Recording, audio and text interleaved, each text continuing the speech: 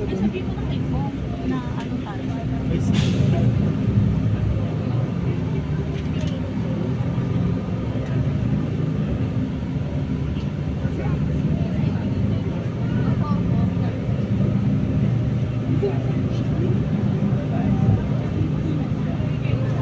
Ulan na naman tayo.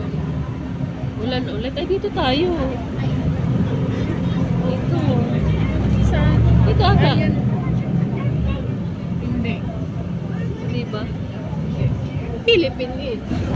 Tingnan mo. Ito yung bus eh. Dumiretso. Ah.